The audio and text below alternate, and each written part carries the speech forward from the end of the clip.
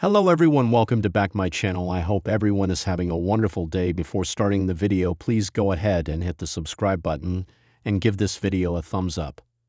Triple H is WWE's Chief Content Officer and has been in charge of the creative team since July 2022. There have been some huge returns this year, but a former star called the booking of one of those returning talents lackluster. After spending 5 years at AEW, Rusev returned to the biggest wrestling company in the world on the April 21 episode of Raw. He initially feuded and dominated the Alpha Academy before a hard-hitting series of matches against Sheamus. Former WWE star Matt Morgan recently discussed his run. 5 months after his return, the Redeemer has set his eyes on Dominic Mysterio's Intercontinental Championship. Matt Morgan likes the idea of Rusev going after a mid-card title. He explained on the Massive Heat podcast that it gives the former United States champion character development after his underwhelming booking under Triple H. Triple H has had hits and misses since taking over WWE Creative. Some of his decisions have been widely praised by fans, while others have been criticized online. While there have been memorable returns under Triple H, there have also been releases that have shocked the WWE universe. One of those release stars, Shotzi Blackheart, felt that the company, mainly Triple H, gave up on her after her knee injury. Since her release, Shotzi has mainly worked on the independent circuit.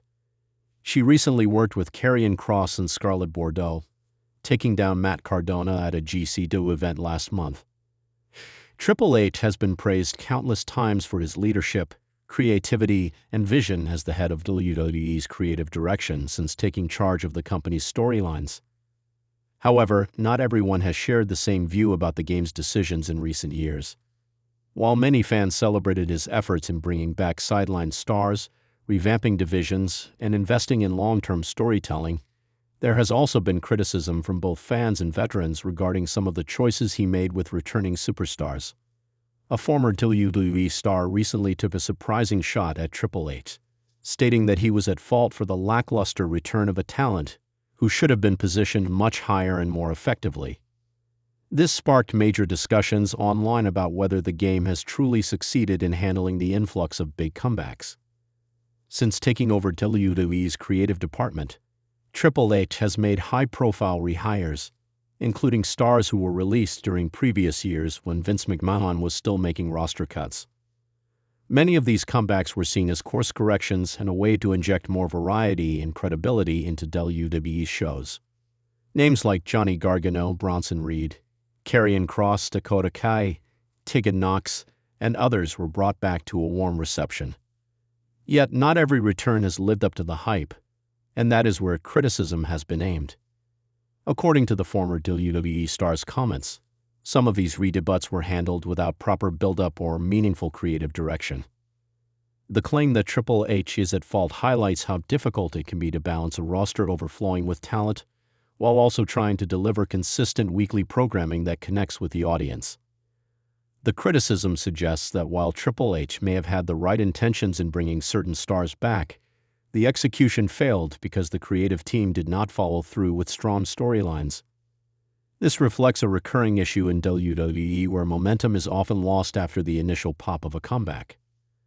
Fans have pointed out examples such as Karrion Kross, who returned with a cinematic entrance and an immediate feud with Drew McIntyre, but was quickly cooled down without a definitive push.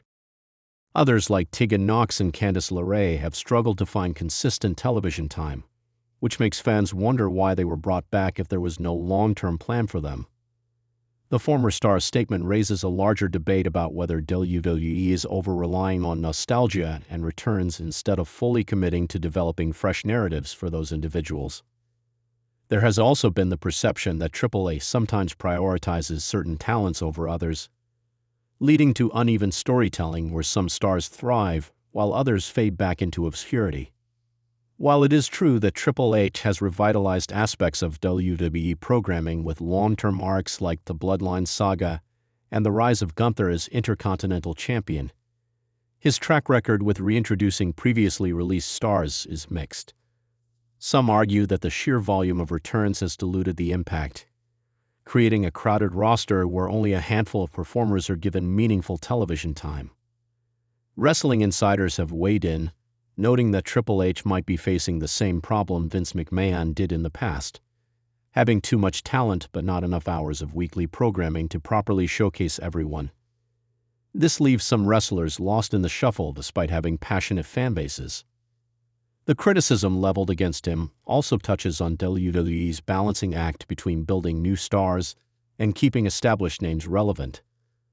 The former star suggested that instead of immediately pushing certain wrestlers to the main event scene or giving them captivating feuds, WWE often lets them linger in mid-card storylines without much direction.